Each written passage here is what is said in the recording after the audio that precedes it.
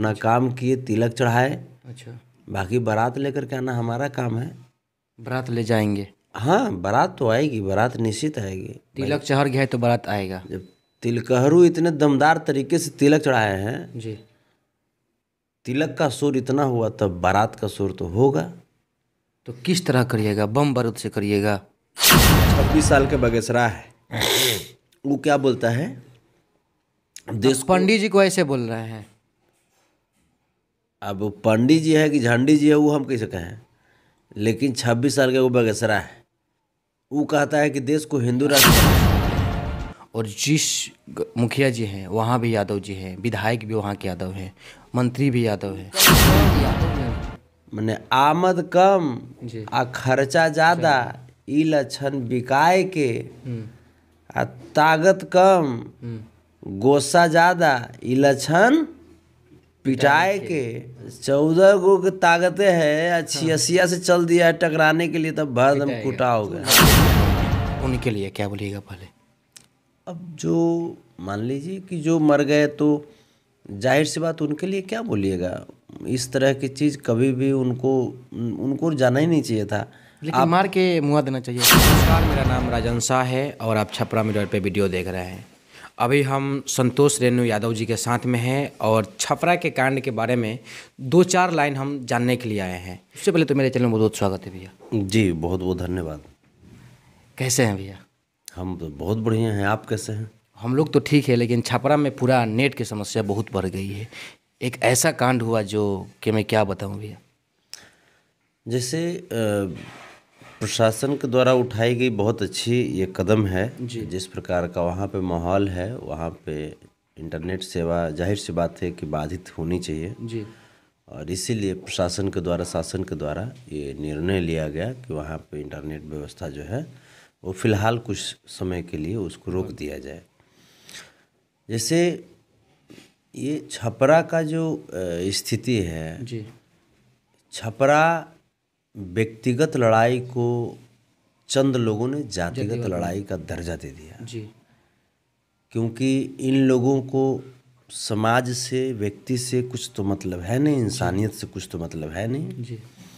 ये लोग सिर्फ और सिर्फ बने हैं कैसे अपने आप को ये सब प्रमोट करेंगे, कैसे अपने संगठन को प्रमोट करेंगे, जी। इसके लिए बने हैं। और ये सब दंगा फसाद से ही इन सब संगठन को प्रमोट करते हैं ये लोग। जी। तो जो भी घटना हुई है बहुत दुखदाई है और ऐसा नहीं होना चाहिए था। अच्छा, अपराधी का भैया कोई जातिवाद होता है क्या? जाति होता है क्या? वो लोग राजपूत और यादव को बीच में ऐसा कर रहे हैं कि जो कर रहे हैं वो सही है। हम वही तो बोल रहे हैं, अगर सही होती जी। तो पूरा देश थू थू करता। जैसे आप जिसको लेकर के आप ऐसा हो हंगामा कर रहे हैं, वो व्यक्ति बंदूक लेकर के, कट्टा हथियार लेकर के जाता है मुखिया जी के मुर्गी फार्म पे जी। उनको मारने के लिए, जबकि इसके पूर्व भी मुखिया जी के भाई की, मुखिया जी के पिताजी की हत्या कर दी गई थी। जी। तो जाहिर सी बात है कोई भी व्यक्ति सतर्क रहेगा ना। जी। तो इस बार थोड़ा सा ज़्यादा सतर्क हो गए लोग। जी। और भीड़ में हीट ऑफ मोमेंट हुआ, पीटने के दौरान उनकी मौत हो गई। हालांकि मैं हिंसा का मैं समर्थक नहीं हूँ। कभी भी मैं हिंसा को जो भी लोग अपनाते हैं मैं उनका सपोर्टर नहीं हूँ। अच्छा, जो लड़के मर गए हैं उनके लिए क्या बोलिएगा पहले? अब जो मान लीजिए कि जो मर गए, तो जाहिर सी बात उनके लिए क्या बोलिएगा। इस तरह की चीज़ कभी भी उनको जाना ही नहीं चाहिए था। लेकिन मार के मुआ देना चाहिए, सही है। मैं तो बोल रहा हूँ कि हिंसा का मैं सपोर्टर नहीं हूँ। लोगों को कानून व्यवस्था पे विश्वास रखना चाहिए था। जी। लेकिन अब भीड़ को उस समय भीड़ को कैसे आप समझा सकते हैं। अब उस समय भीड़ को ऐसा लगा कि भाई ऐसा करना चाहिए, तो उसने किया।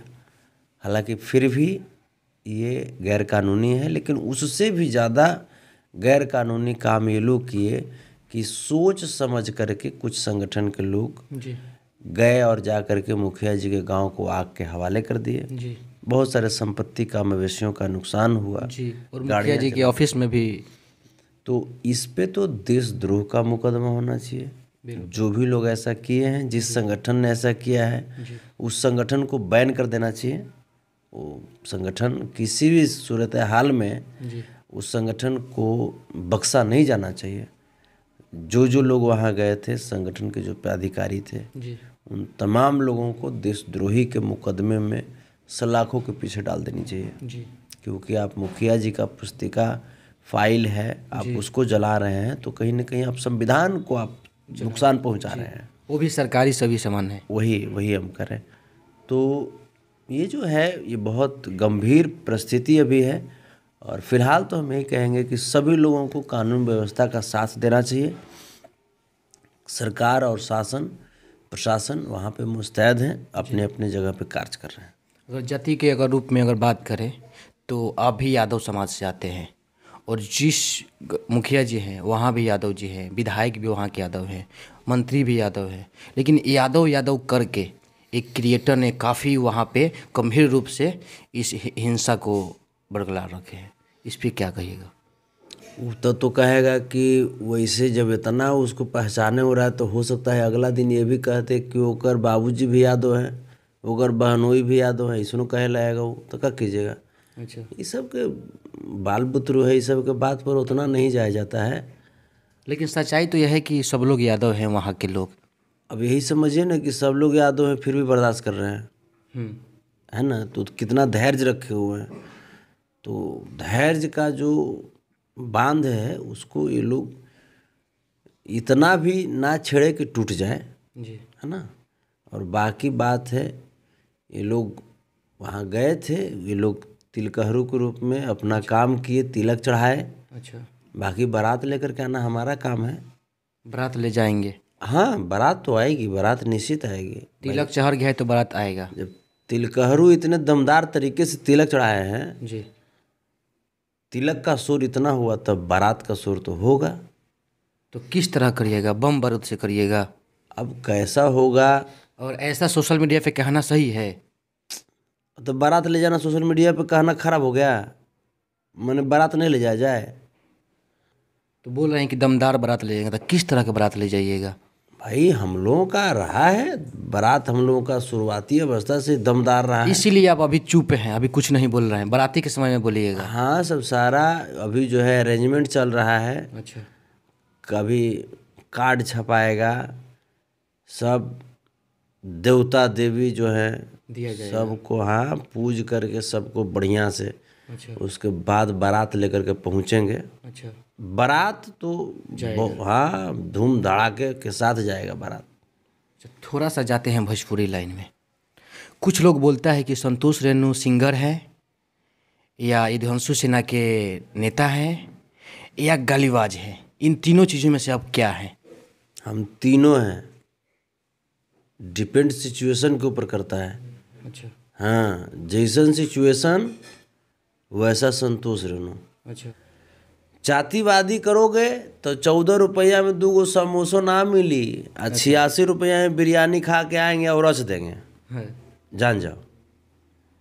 तो कैपेसिटी भर रहो जी। ये वो कहावत है, इनकम कम माने आमद कम जी। आ खर्चा ज़्यादा, ई लक्षण बिकाए के। आ ताकत कम गोसा ज़्यादा, ई लक्षण पिटाए के।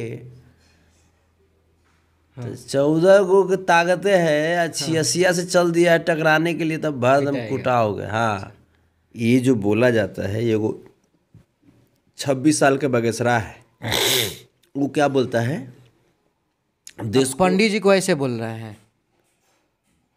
अब पंडित जी है कि झंडी जी है, वो हम कैसे कहें, लेकिन 26 साल के वो बगेसरा है। वो कहता है कि देश को हिंदू राष्ट्र बनाएंगे, तो ओकर समूचे बाबूजी मिलकर देशवा के आज़ाद कराए थे।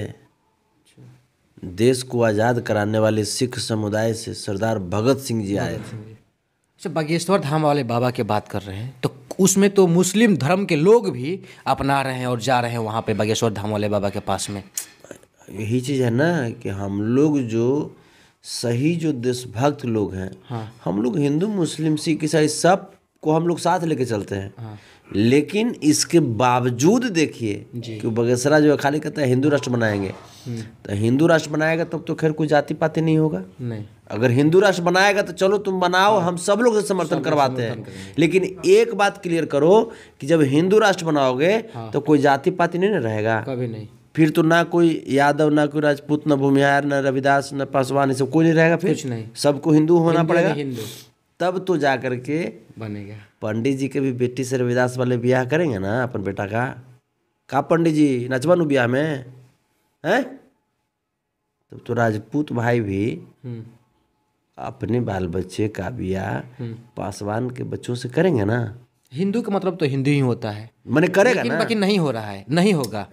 यहाँ तो देख रहे हैं कि राष्ट्रपति महोदय जब जाते हैं परिवार के साथ मैंने मंदिर दर्शन करने के लिए उड़ीसा में, तो उनको मंदिर में नहीं घुसने दिया जाता है। यहाँ तो देखते हैं कि जब हमारे तत्कालीन मुख्यमंत्री श्री जीतन राम मांझी जी गए थे दल सिंह सराय दुर्गा मंदिर पूजा करने के लिए, तो पूजा करने के एंट्री तो कर लिए थे, लेकिन पूजा करने के बाद जैसे ही लौटे तो उस दुर्गा प्रतिमा को गंगा जल से धो दिया गया था। तो ये स्थिति है देश की। यहाँ तो बाबा साहब भीमराव अम्बेडकर की मूर्ति को तोड़ दी जाती है। तो फिर जातीय जनगणना किस लिए हो रहा है?